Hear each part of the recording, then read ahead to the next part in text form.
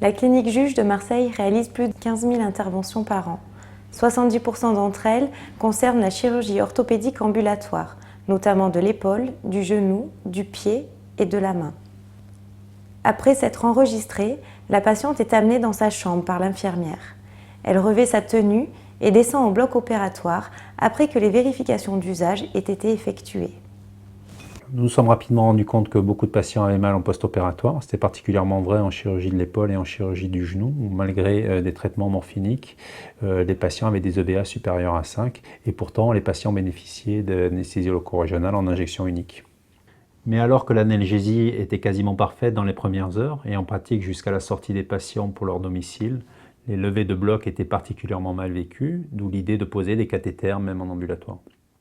La pose du cathéter nécessite des précautions spécifiques et une technique rigoureuse. La prise en charge ambulatoire augmente encore l'exigence à l'égard de la pose de ces cathéters puisqu'ils doivent résister à leur utilisation au domicile du patient. Par exemple, le risque de mobilisation du cathéter est plus élevé en ambulatoire et donc nécessite une fixation solide et fiable. Donc là qu'on va essayer d'enrouler autour du nerf. Voilà. Voilà, super. Hop là. Donc là, on peut voir la boucle du cathéter qui est en train de se libérer. Hop là. Et donc, ce que je vais faire, c'est que je vais retirer l'aiguille. Vous voyez le cathéter qui est juste là. Et le produit qui diffuse autour du nerf. On sait qu'un des gros problèmes, ça a été les problèmes de mobilisation, c'était les problèmes à laquelle on a été confronté. Donc on sèche bien, donc parce que la bétadine alcoolique, quand elle sèche, ça colle un peu. Et on met ces systèmes de low kit maintenant qui sont parfaitement adaptés.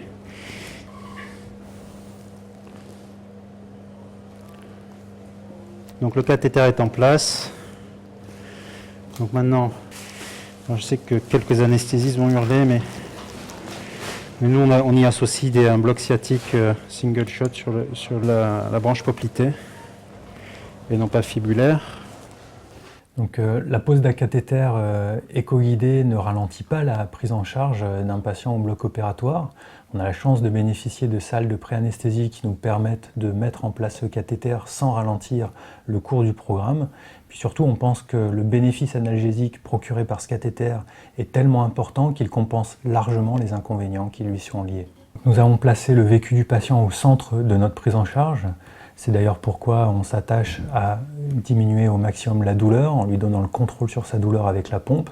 Et puis c'est aussi pour ça qu'on a arrêté de prémédiquer les patients, notamment avec des prémédications sédatives, et puis qu'on va plutôt lui proposer une approche de type hypnose ou musique avant la réalisation du bloc ou même pendant l'intervention.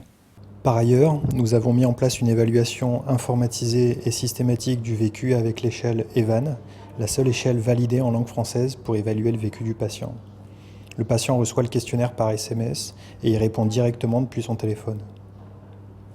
Dès le cathéter posé, une pompe de délivrance électronique des anesthésiques locaux est démarrée afin de maintenir l'analgésie depuis l'intervention chirurgicale jusqu'à 3 jours post-opératoire. La pompe est contrôlée par des réglages qui sont sur prescription médicale et débutés au bloc opératoire. Au retour de bloc, nous vérifions ces réglages et nous surveillons le patient en termes d'analgésie et de constante globale. Et ensuite, nous lui expliquons le fonctionnement de la pompe. Nous lui indiquons comment remplir les échelles de douleur sur la pompe, comment la mettre en pause en cas de souci et lui rappelons les règles d'hygiène propres au cathéter, notamment de ne pas mouiller le pansement pendant la toilette. Nous utilisons une interface web dédiée qui nous permet de monitorer le système de pompe électronique à domicile que le patient a. Et donc, on va pouvoir vérifier le débit de base, les bolus qui ont été administrés, les bolus qui ont été demandés, et puis aussi, bien sûr, le niveau de douleur du patient avec ses EVA et la variation de ces EVA dans le temps pour pouvoir définir l'adéquation du patient avec son traitement et le niveau analgésique qui est atteint grâce à la technique. Ce système nous permet également de connaître le niveau de réserve des anesthésiques locaux avant le prochain changement de poche. Ces techniques de contrôle de la douleur ont permis en 2015 aux docteurs Griot et Maurice Domburski de prendre en charge 10 patients opérés de prothèse totale de genou en ambulatoire avec des cathéters périnerveux. En 2015, plus de 1000 cathéters ont été posés à la clinique Juge. Une seule patiente a été réadmise et aucun patient n'a présenté de complications sévères. Les cathéters périnerveux permettent de pousser l'analgésie post-opératoire en chirurgie ambulatoire à leur paroxysme. Après avoir dépassé les craintes de voir chuter les malades à domicile à cause du bloc moteur induit par l'anesthésie loco-régionale, on s'est rendu compte du bénéfice qu'apportait cette technique.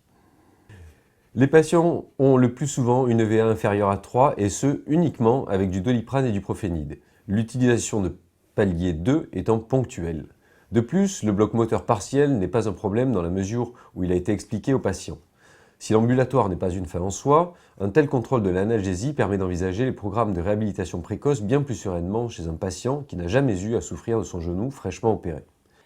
C'est un bénéfice indéniable dans le début et l'intensité de la rééducation, notamment chez les patients hospitalisés en circuit court. Nous avons eu une chute après prothèse totale de genou à domicile. En fait, la patiente a ouvert son attelle réfrigérée et de l'eau s'est répandue sur le sol et la patiente, en se levant, a glissé. On s'aperçoit que le risque de chute n'est pas forcément lié au cathéter et à la technique anesthésique, mais tout simplement, là, en l'occurrence, à l'eau qui s'était répandue sur le sol.